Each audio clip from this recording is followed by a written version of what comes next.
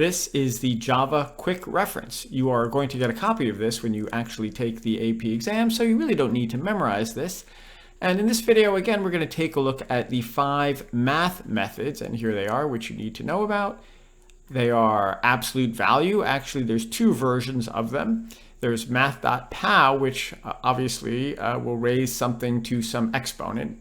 Power, obviously. There's a square root function, and then there's the random function. So we're going to take a little bit more detailed look at these. So here I wrote some code to run each of the 5 math methods that you need to know about. And you run them. It's very easy. You just write math dot and then the name of the method that you want to run. So here I am finding the absolute value math. That abs obviously is absolute value of the integer 7, which of course is 7, the absolute value of -5. You know how absolute value works. That should of course be 5.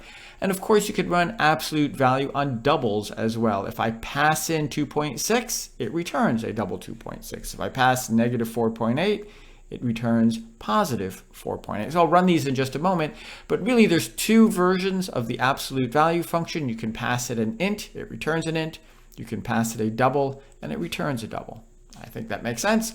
There is the math.pow method that you need to know about also, and of course that just raises some number to some other number. So if I say math.pow of 2.0, comma 3.0, it raises 2 to the 3rd, which of course is 8.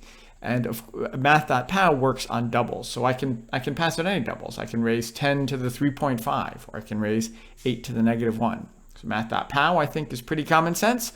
There's also a math.square root method, and here it is right here. So again, running these is very simple. You just say math dot, the name of the method. And finally is the math.random method, and we're going to talk a little bit more about this later, but basically math.random, notice there's nothing in the parentheses here. It just returns a double between 0 and -1. And notice the brackets here. Actually, it's from 0, including 0, up to, but not including 1. So it's from 0 to 0.99999, I guess. You'll never get a random number that is 1. Again, nothing goes in parentheses here. And I know you're thinking, well, how do I get a number that's bigger than 1 if I don't want a decimal? Well, we'll talk more about that later. We're going to multiply and so forth. So let me just run this super quick. And again, I think it should be pretty obvious what's going on. And here are my absolute values, of course. You know how that works. Math.pow, we talked about that. I'm just raising some number to some exponent. Here's a square root of 20. And here's a random number. Here's another random number. Again, these numbers are between 0 and 1. All right, we're going to look at just one more example. And finally, let's take a look at math.round. Now, as I said up here, math.round is not actually part of the AP subset. In other words, you're not going to see math.round on the exam, but you still might need to know how to round numbers. Now, you can use this in writing your own code, but you will not see this actually written on the exam. So how would you round something without using math.round? Now, it's obvious how math.round works. Here I'm running it on the side. It just rounds to the nearest whole number. So 3.7, of course, rounded is 4, 3.2 is 3, and you can do this with negative numbers as well. -3.7 rounded is -4, -3.2 rounded is -3, it just rounds to the closest whole number. So let's see if we can round without using math.round. Well, there is a little trick to it, and of course you already know part of this. You know how to cast something. Now casting, I'm just changing this double to an integer, right? I'm changing what type of variable it is. It's going from a double to an int. So instead of using round, I can just cast it to an int. Now, of course, an int just truncates. So maybe you're thinking ahead of me here already. This is not going to work in every case. Quite obviously, you know it's not going to work. It's just going to end up, and I'll run it for you here in a minute. So let's compile and run it.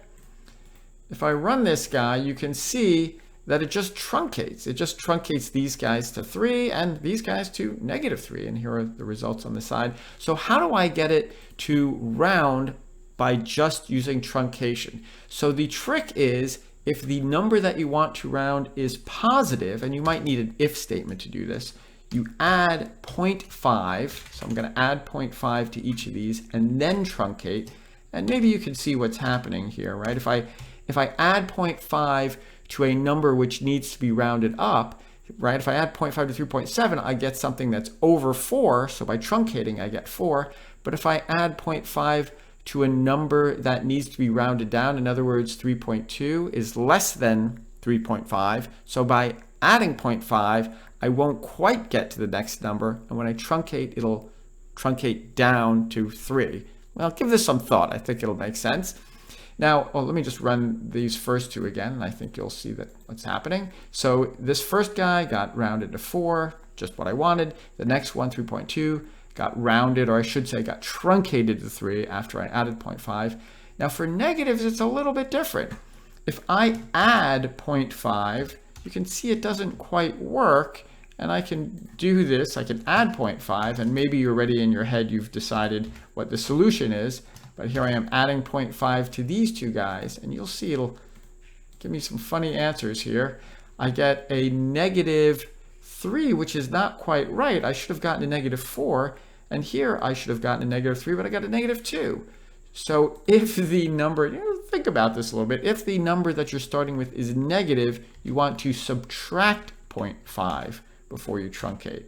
So here I am subtracting 0.5 and then truncating. So 3.7, of course, now becomes -4.2, which when I truncate, it gets rounded to -4, which is what I wanted. And -3.2 when I subtract becomes -3.7. When I truncate, I get -3, which is what I wanted. I hope I said that right. So let me just run this one more time.